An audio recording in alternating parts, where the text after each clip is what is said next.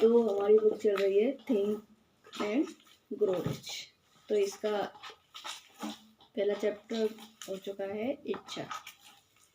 अब दूसरा है आस्था, यानी पहले में पढ़ा था मैंने सामान्य परिचय, दूसरे में पढ़ा था इच्छा, और तीसरा है आस्था, यानी इच्छा की प्राप्ति में विश्वास और उसका प्रत्यक्षीकरण, धनवान होने की तरफ दूसरा कदम। यानी पहला कदम हमने पढ़ लिया, यदि आप में प्रबल इच्छा है कुछ पाने की, कुछ खोज करने की, तो हम उसे पा सकते हैं। अब तीसरा है, अब धनवान होने का दूसरा कदम है आस्था।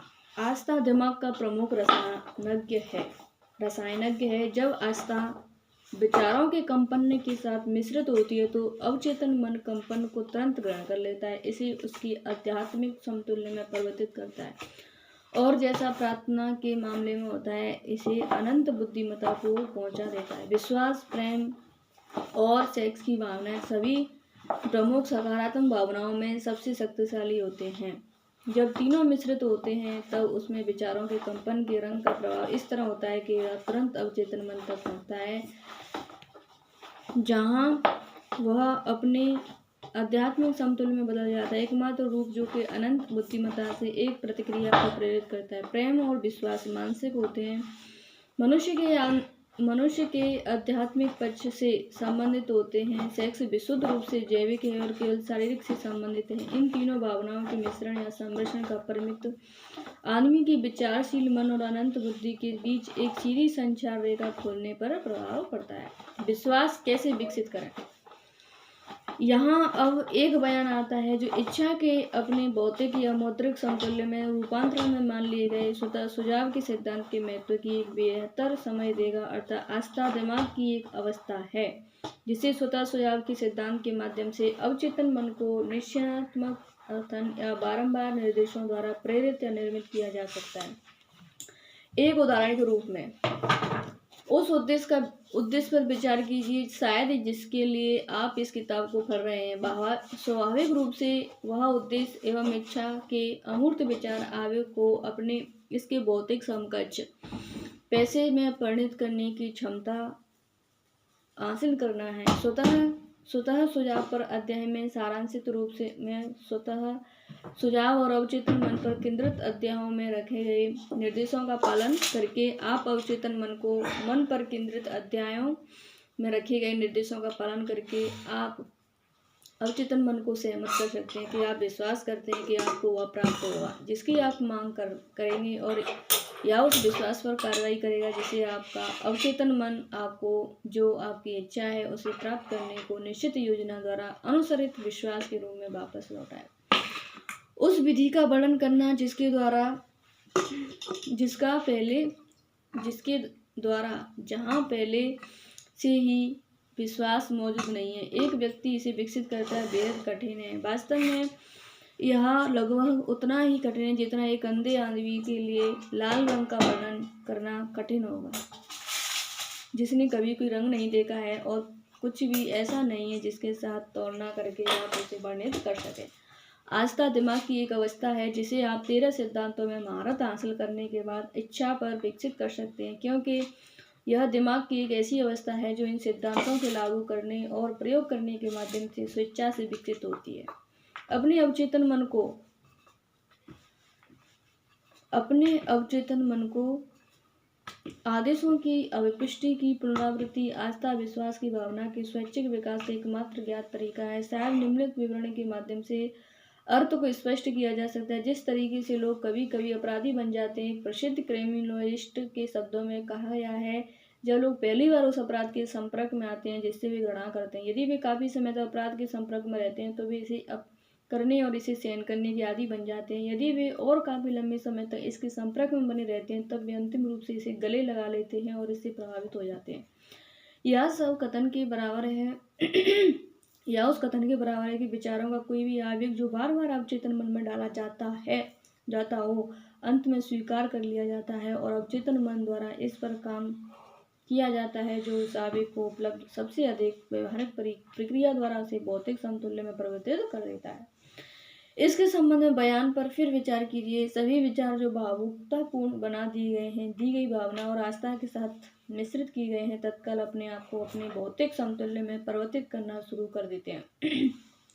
विचारों के अंश भावनाएं या अनुभूति वे कारक हैं जो विचारों को जीवन शक्ति, जीवन और कार्यवाही देते हैं। आस्था, प्रेम और सेक्स की भावनाओं को जब किसी विचारों के आवेग के साथ मिश्रित किया जाता है तो इन भावनाओं में से अकेले कोई भी जो कर सकता है उसकी तुलना में यह अधिक कारगर होता है। केवल विचारों का आवेग ही नहीं जो आस्था के साथ मिलाया गया हो, बल्कि जो कहीं भी सकारात्मक भावनाओं या नकारात्मक भावनाओं के साथ मिलाया गया हो, अवचेतन मन तक पहुंच सकता है और उसे प्रभावित कर सकता है। इस बयान से आप समझ आएंगे कि अवचेतन मन एक नकारात्मक या विनाशकारी प्रगति के एक विचार आवेग को भी उसके भौतिक संतुलन में बस उसी तरह परिवर्तित करेगा जितनी आसानी से यह एक सकारात्मक या रचनात्मक स्वभाव के विचार आवेगों पर कार्रवाई करेगा। अज्ञात घटना का यह वर्णन जिसे लाखों लोगों ने अनुभव किया, दुर्भाग्य या खराब किस्मत के रूप में संदर्भित किया जाता है। ऐसे लाखों लोग हैं जो कुछ अज्ञात शक्तियों के कारण जिन पर वे विश्वास करते हैं कि उनका कोई नियंत्रण नहीं है, गरीबी और विफलता के लिए खुद को अपराधी मानते हैं। इस नकारात्मक धारणा की वजह से जिसे उनके अवचेतन मन ने ग्रहण कर लिया और उसके भौतिक समतुल्य में परिवर्तित कर दिया, वे अपने दुर्भाग्य के सर्जक स्वयं हैं।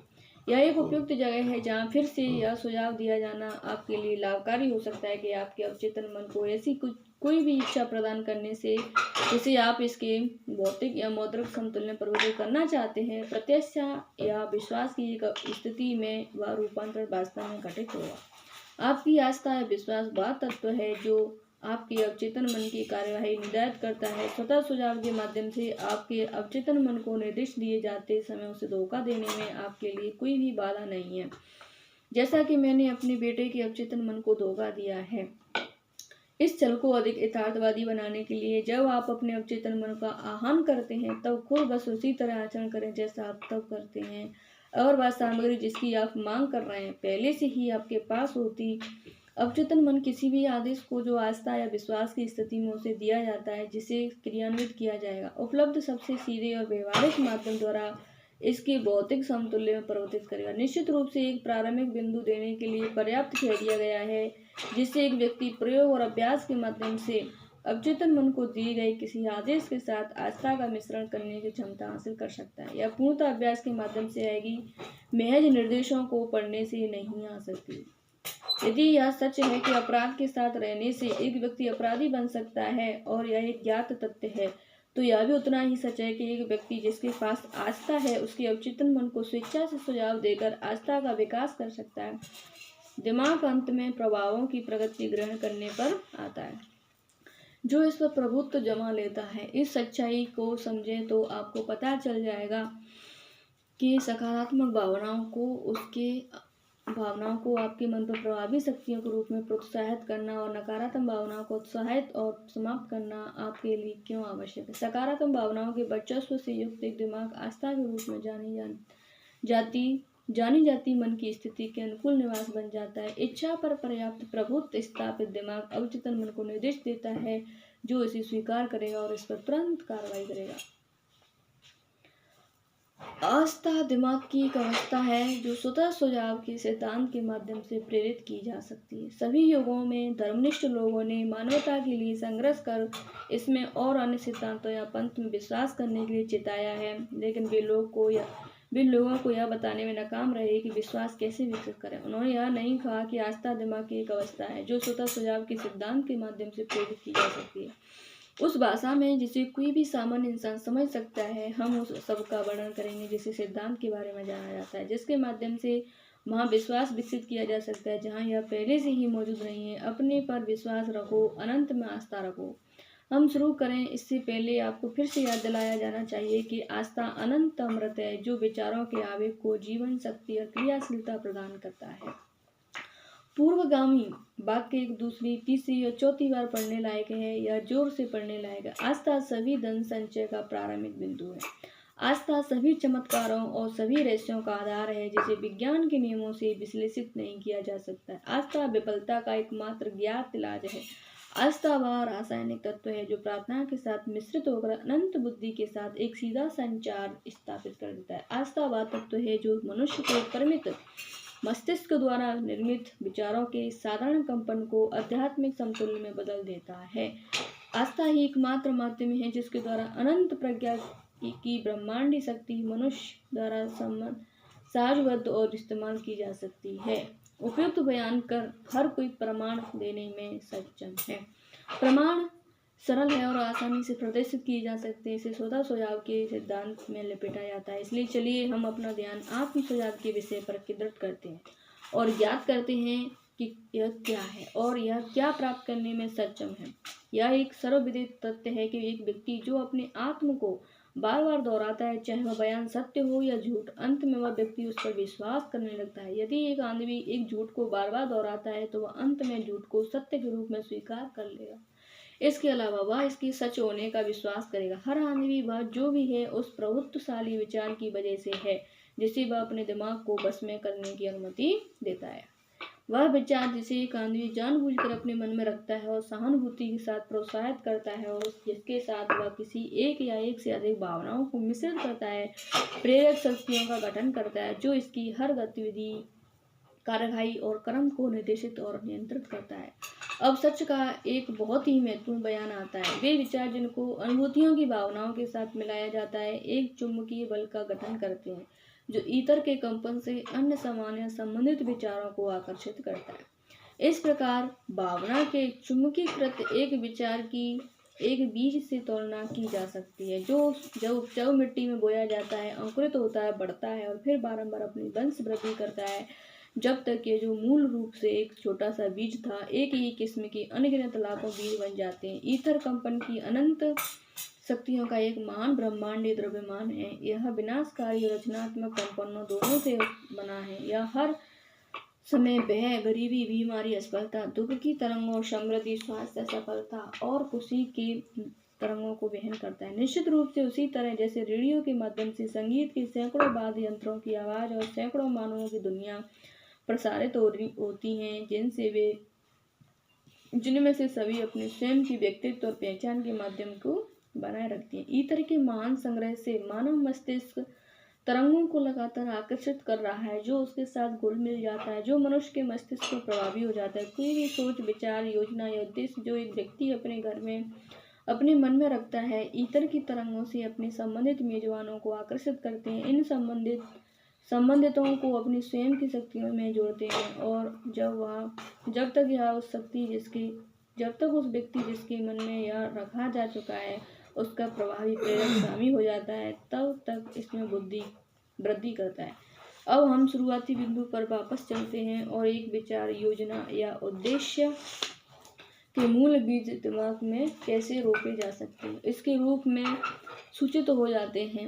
यह जानकारी आसानी से अवगत करा दी गई। कोई भी विचार, योजना या उद्देश्य सोच की पुनरावृत्ति के माध्यम से दिमाग में रोपा जा सकता है। यही कारण है कि आपको अपने प्रमुख उद्देश्य या सुनिश्चित मुख्य उद्देश्य का एक बयान लिखने, इसे याद करने और इसे श्रव्य शब्दों में दिन प्रतिदिन दोहराने के लिए कहा जाता है जब तक कि ध्वनि की ये तरंगें आपके अवचेतन मन पर ना पहुंचे। हम जो हैं वह विचारों की उन तरंगों के कारण है जो हम अपने दैनिक पर्यावरण की उत्तेजनाओं के माध्यम से उन्हें पंजीकृत कर सकते हैं। किसी भी दुर्भाग्यपूर्ण पर्यावरण के प्रभावों को दूर करने का संकल्प करने के लिए और अपने जीवन में अनुशासन का निर्माण करने के लिए मानसिक परिसंपत्तियों और देनदारियों की सूची बनाने पर आपको पता चल जाएगा आपकी सबसे बड़ी कमजोरी आत्मविश्वास की कमी है। आत्म सुझाव के सिद्धांत की सहायता से इस बाधा पर विजय प्राप्त की जा सकती है और कायरता को साहस में बदला जा सकता है। इस सिद्धांत का आवेदन लिखित रूप से कहे गए, याद किए गए और उनके आपके मन के अवचेतन संकाय के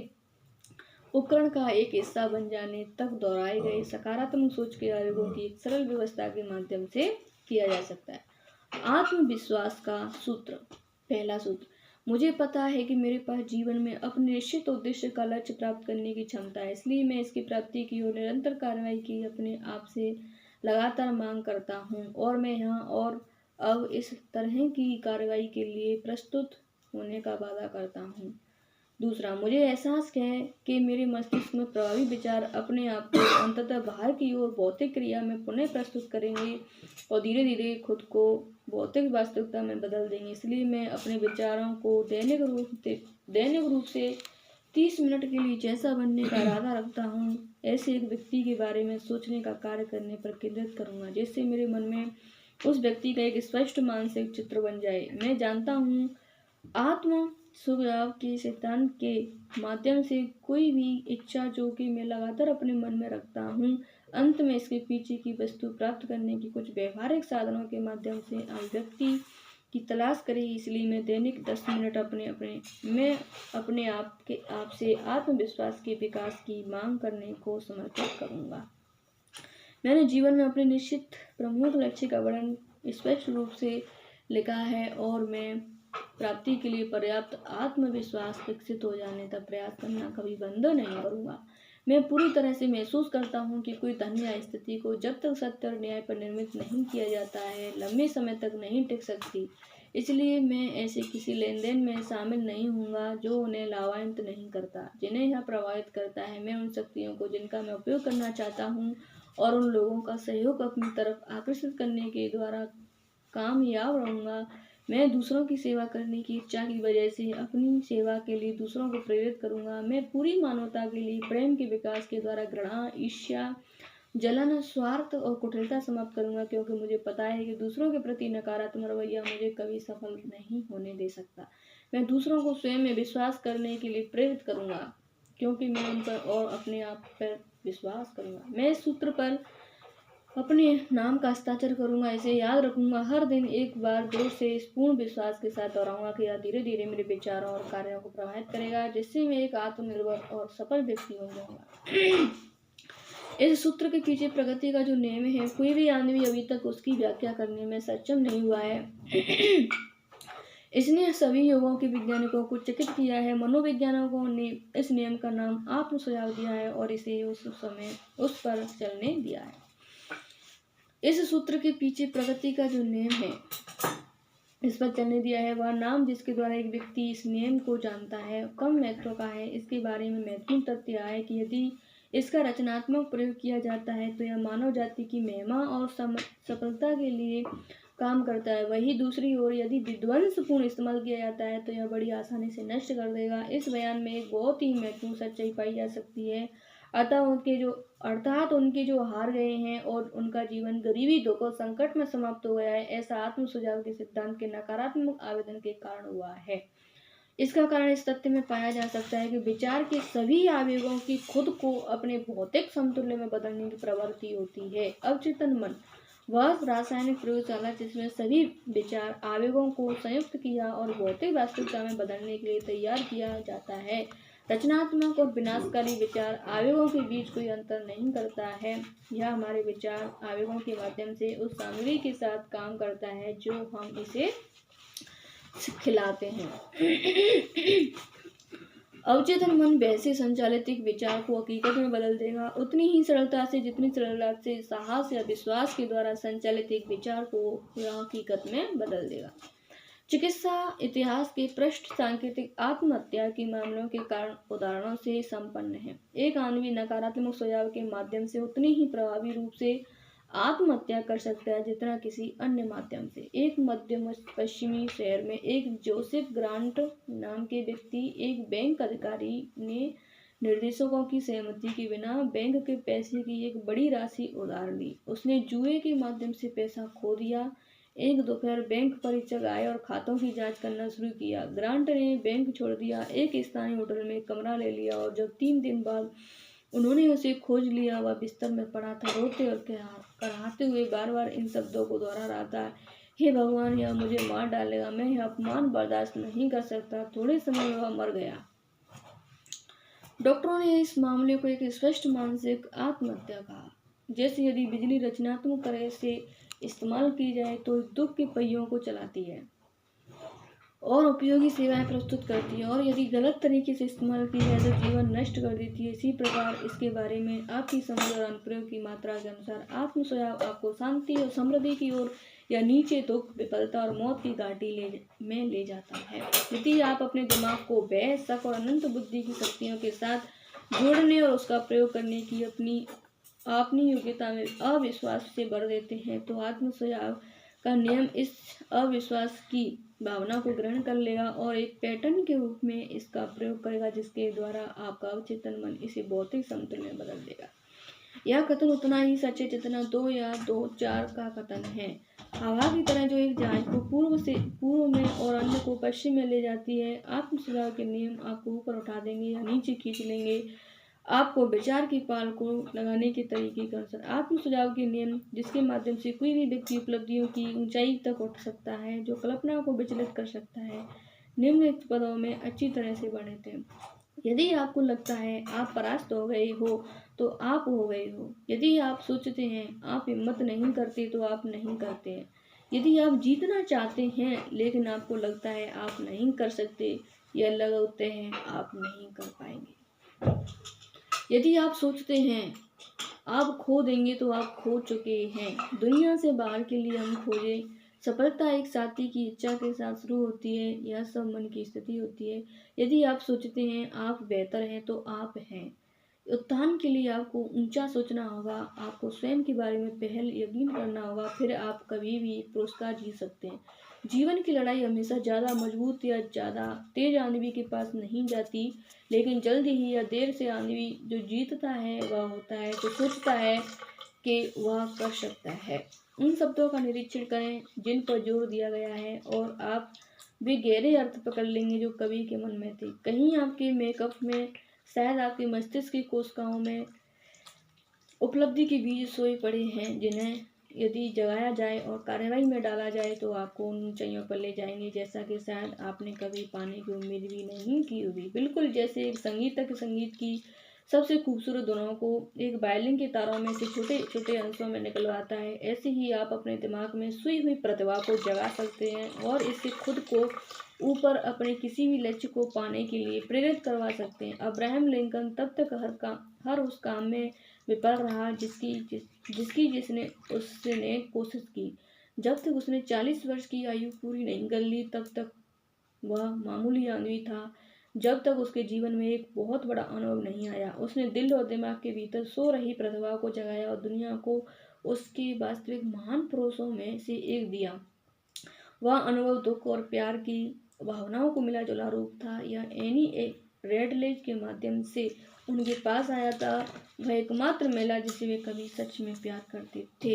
यह एक ज्ञात तथ्य है कि प्यार की भावना विश्वास के रूप में जानी जाने वाली मन की स्थिति के काफी हद तक समान है, और इस कारण से प्यार किसी की विचार आवेगों को उनके आध्यात्मिक समतुल में बदलने के लिए बहुत निकट आता है। अनुसंधान के अपने काम के दौरान लेखक ने उत्कृष्ट उपलब्धि के पुरुषों के सैकड़ों जीवन, कार्य और उपलब्धियों के विश्लेषण से खोया कि उनमें से लगभग हर एक के पीछे एक महिला के प्यार का प्रवाह होता। मानव हृदय मस्तिष्क में प्यार की भावना चुंबकीय आकर्षण का एक बहुत अनुकूल चित्र बनाती है, जो उच्च और महीन कंपन जो हवा में तैरते होते हैं उनके अंतर्वाह का एक कारण बनता है। यदि आप विश्वास की शक्ति का सबूत चाहते हैं तो उन पुरुषों और महिलाओं की उपलब्धियों का अध्ययन कीजिए जो इसका प्रयोग कर चुके हैं। इस सूची में सबसे ऊपर नजर आती है ईसाई धर्म एकमात्र सबसे बड़ा एकल बल है जो पुरुषों के मन को प्रभावित करता है। ईसाई धर्म का आस्था है, कोई बात नहीं कि कितने लोग पथभ्रष्ट हुए होंगे या इस महान शक्ति की गलत व्याख्या की होगी, और कोई बात नहीं कि कितने सिद्धांत और धर्म इसके नाम पर बनाए गए हैं जो इसके सिद्धांतों को नहीं दर्शाते हैं। आज का हमारा चैप्टर यहीं तक, इससे आगे कल पढ़ेंगे पेज नंबर 62।